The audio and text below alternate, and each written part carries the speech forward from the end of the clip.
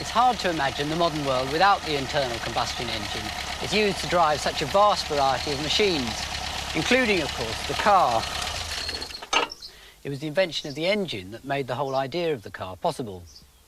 The principle on which it works is really quite simple. It's really just like a cannon, the explosive fuel forcing out whatever's inside the barrel. This is actually a firework mortar, and it forces out this cylindrical shell, and the explosive fuel is the gunpowder in the bottom. Put it in here.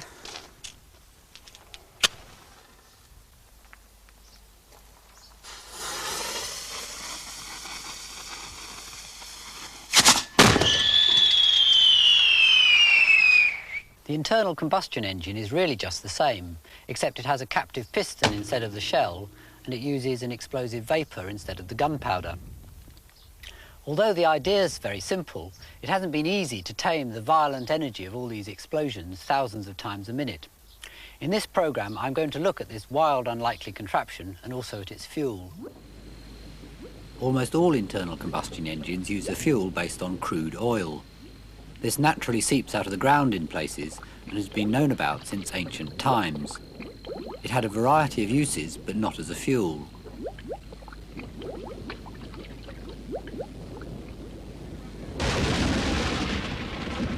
It's mentioned several times in the Bible. Noah was instructed by God to use it for waterproofing his ark.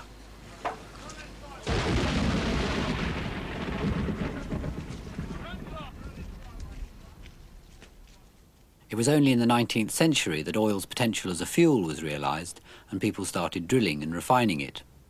One of the products of the refining was a volatile gas oil, or petrol.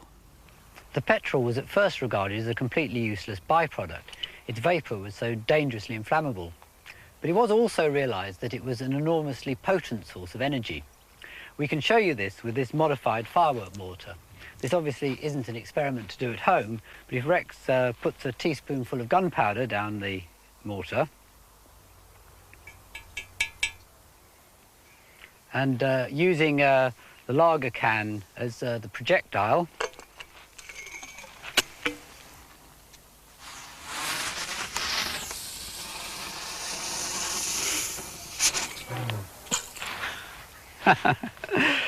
oh dear, well, it is not very powerful.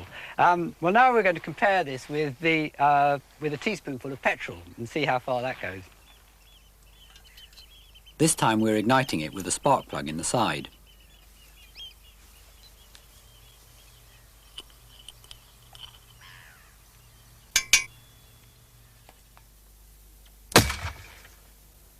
You can see what an enormous amount of energy there is in the petrol. Although it's hard to believe, this isn't actually an explosion. It's just a very rapid combustion, a very rapid fire. The early internal combustion engines were often called explosion engines, though, and I think it's really a much more appropriate name. The great attraction of the explosion engine is the enormous power it has for its size and weight. This is the smallest engine we could find, complete with fuel tank behind, used for model aeroplanes.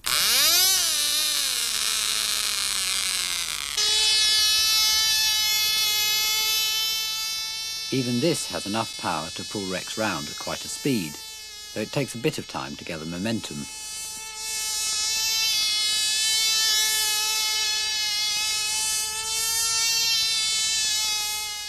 The power of any modern car engine is quite awesome. Even a basic one is rated at about 60 horsepower. That's literally equivalent to the power of 60 horses.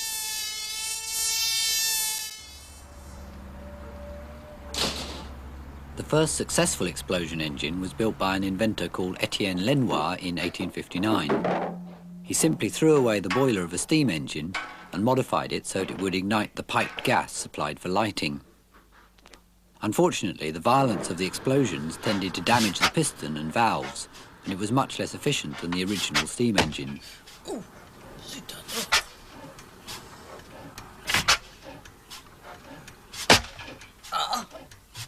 Monsieur, qu'est-ce que c'est que ça?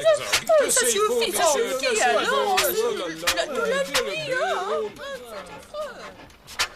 However, His engine inspired other inventors, including a German wholesale grocery salesman called Nicholas Otto. What is los? Herr Otto. Enchanté. Oh, Himmel! Otto came up with an engine that was much more efficient. His engines were immediately successful, and he sold over 35,000 to power factories and workshops. One of the first Otto engines to be built in Britain was the 1895 Hornsby Ackroyd. It all still looks very like a steam engine, but it runs on paraffin, another product of refining crude oil.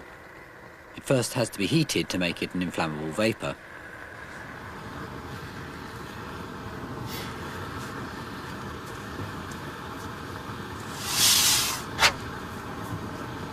It's a two-man job to start it, and it never goes round faster than 100 times a minute.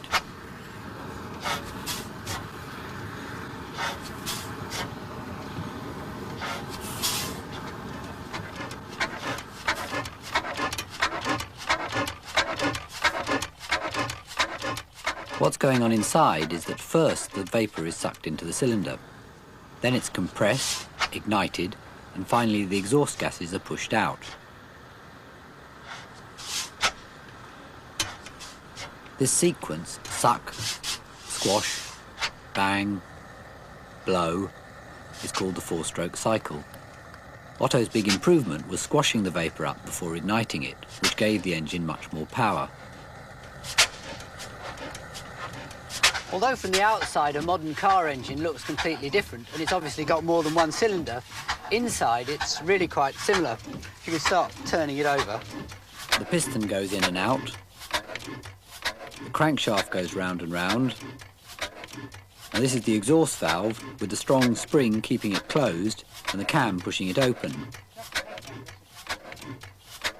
The other valve, the inlet valve, is tucked away behind on this engine. The rusty space around the edge is full of water, essential for cooling the heat of the explosions. All these fundamental features have remained unchanged. Otto's engines were much too large and clumsy for a car, but one of his employees, called Gottlieb Daimler, developed a much smaller engine in 1883. This ran much faster and used the volatile petrol as the fuel. It produced nearly as much power as Otto's, but weighed 10 times less. Daimler's high-speed engine finally made the idea of a car practical, and it was quickly realised that cars could do some quite remarkable things. The early engines did still have their drawbacks, though. This is a 1902 Wolsey owned by Jack Howes. Under the bonnet really just contains the enormous cooling system and radiator. The engine's tucked away right underneath. It's not entirely easy to operate. There are 20 operations you have to do before you can start it. Where do you start? First thing I do is to connect the battery, then I turn on the petrol tap and just give the carburettor a touch to draw the petrol through. My next operation after that is to turn on the 12 oilers for the total loss oiling system. Now the most important job of all, having inserted the starting handle, as you can obviously see, the side of the engine, is to put it on half compression. Otherwise, there's a great risk of breaking your wrist. Turn on the switch, adjust the throttle and ignition controls.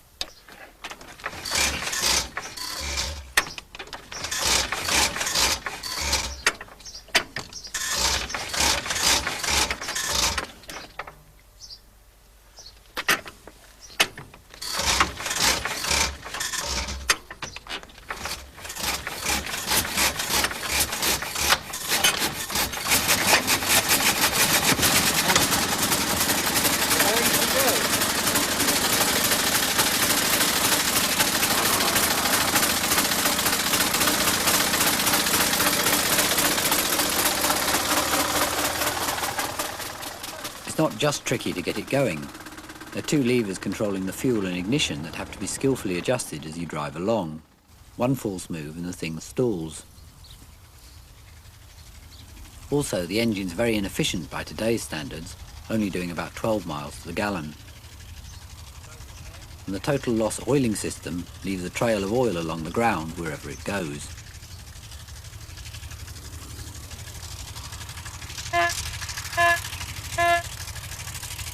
Engines haven't changed radically since this time, but their design has been continuously refined. Arguably the biggest single improvement has been in the oil and how the engine puts it to use.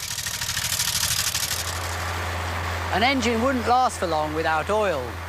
The oil's fed through holes in the castings to all the bearings. There's actually an enormous amount of oil being pumped round all the time. I can show you this if I knock a hole in the oil filter. This may be a bit messy.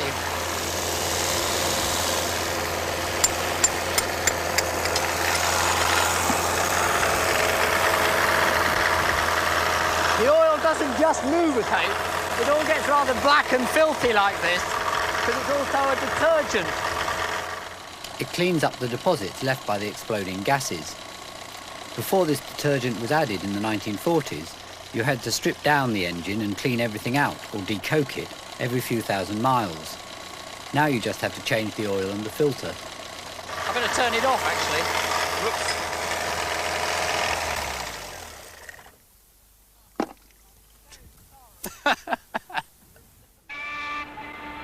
Many of the improvements in oil and petrol have been made possible by more sophisticated refining of the crude oil. Today, almost everything a refinery produces can be used by the car industry. Besides petrol and oil, it provides the chemicals which are the basis of plastics, paints and synthetic rubbers, and even the bitumen that the roads are made of.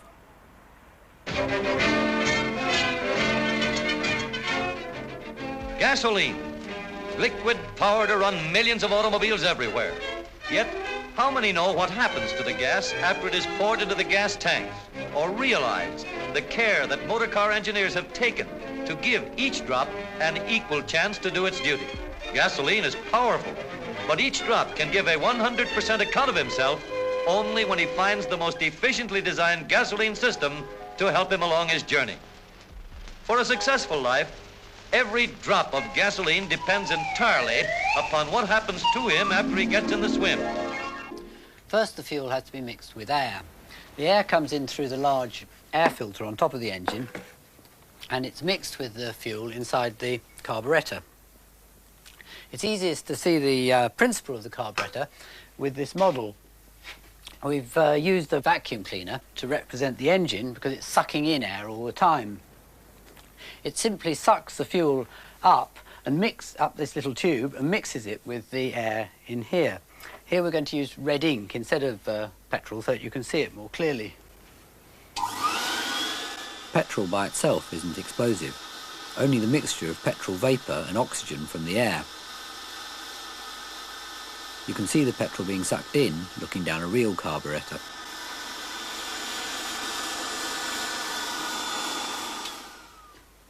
Unfortunately, real engines need different concentrations of fuel for different conditions, starting, idling, accelerating, etc. That's why the 1902 Wolseley had the mixture lever on the steering wheel. Modern carburettors make all these adjustments automatically, but this is why they're so fiendishly complicated.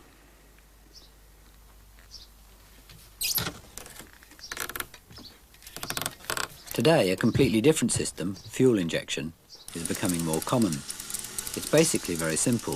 There's just a row of electric valves, one for each cylinder, that squirt a bit of petrol into each inlet.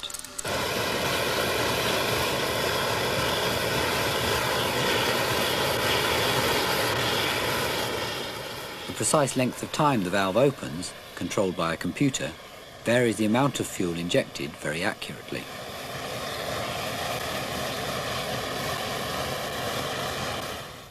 Once the fuel and air has been sucked into the cylinder and squashed up, it's ignited. The spark's created by a high voltage jumping across a gap in the spark plug. The high voltage itself is created by the coil connected to the battery.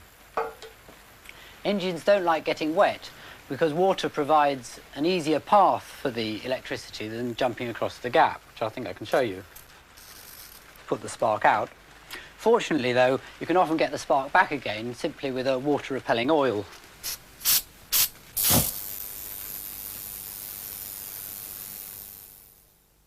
Although the ignition should be started by the spark, petrol's a complicated mixture of chemicals, some of which are quite unstable. These can ignite spontaneously under heat and pressure, causing a sort of uneven explosion called detonation or knock. As engines have become more powerful over the years, knock has become more of a problem. It can be overcome either by damping the unstable compounds with lead additives, or in lead-free petrol by refining the unstable compounds out. The other option, used in diesel engines, is to refine the fuel less and to compress it more. The more the fuel is squashed up in the cylinder, the hotter it gets. It can get so hot that it ignites spontaneously without any spark. We've blocked the bottom of this cylinder up completely and cut a hole in it. And if I put a bit of fuel in the side here and bash the piston down with a hammer, it should ignite.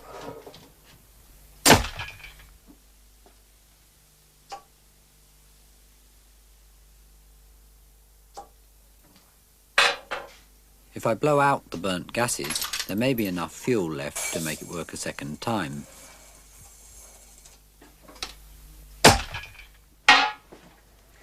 It was a Victorian cigar lighter working on this principle that inspired Rudolf Diesel to design his first engine in the 1890s. Diesel believed that more compression would make his engine much more efficient. A vision I have of a better future. Machines will free mankind from slavery of work. The higher compression made the engine more dangerous, and a prototype nearly killed him. What? Nearly killed me.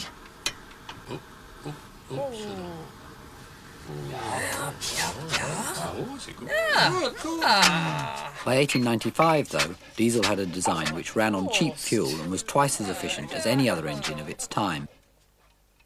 Diesel became a millionaire from his invention, but invested very badly, quickly getting heavily into debt, and decided he couldn't carry on.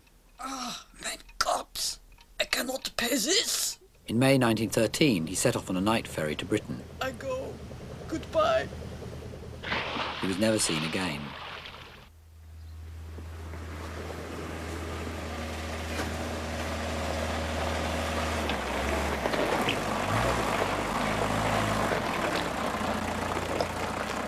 Today, the diesel engine has been greatly improved and it's now fitted in many cars. This contraption, which Rex and I built for a TV series a few years ago, is diesel-powered. The engine, from a Volkswagen Golf car, hardly looks any different from a petrol one. However, as Diesel originally thought, the higher compression does make the engine more efficient and do more miles to the gallon. Here, as well as driving the vehicle, the engine's also powering the hydraulic lift.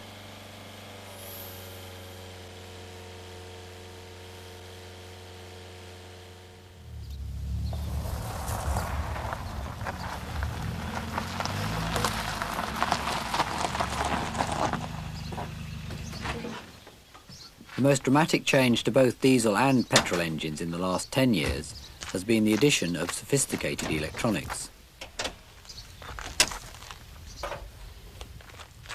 This modern car engine, compared to the earlier ones, is horrendously complicated. For example, there's two computers on board. One controls the electronic fuel injection and another one controls the cruise control. Even though the engine is much more complicated, this makes the most of every drop of fuel and gives greater fuel economy and power.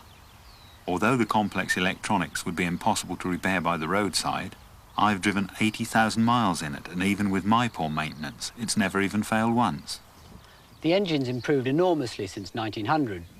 It starts at a flick of a switch. It's incredibly powerful, and it's really very reliable.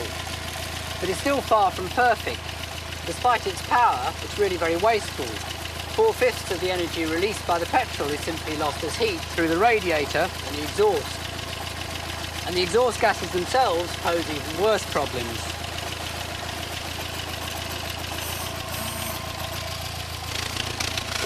There's an awful lot of them.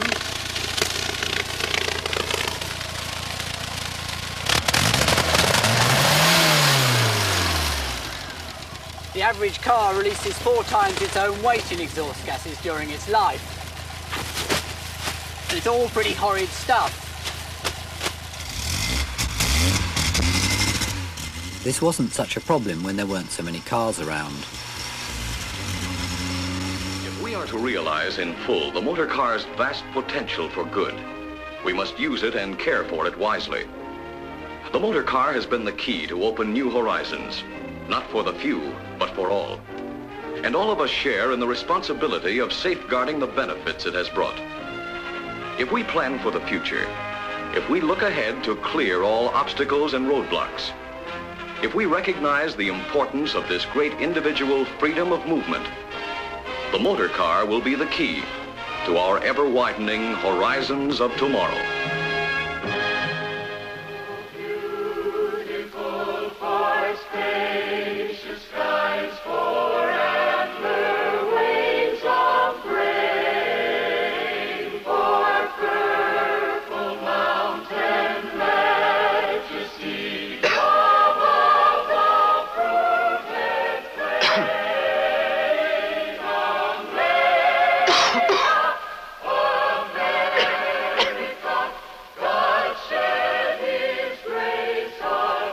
If you want to sing about America, you'd better make sure you have the breath to sing with. We've been fighting air pollution, but it's time to fight harder. Help us. It's a beautiful country. Let's not get all choked up about it.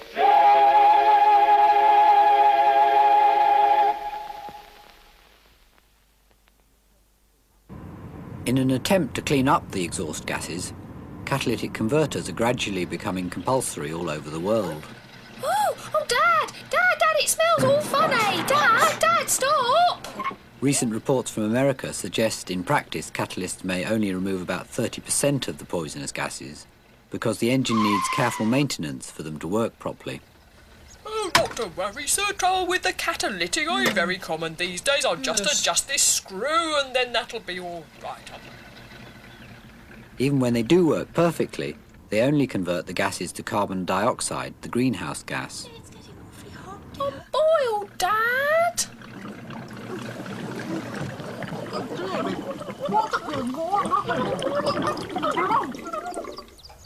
Nothing for it. We'll have to go electric. It's the only way to be really green. Electric cars aren't perfect either. The electricity to charge their batteries just transfers a lot of the pollution to the power stations. I don't think there's any such thing as a completely green car. The engine's really a victim of its own success. Despite its disgusting exhaust, it's such a reliable and potent source of power, it's made the car and all sorts of other machines completely indispensable.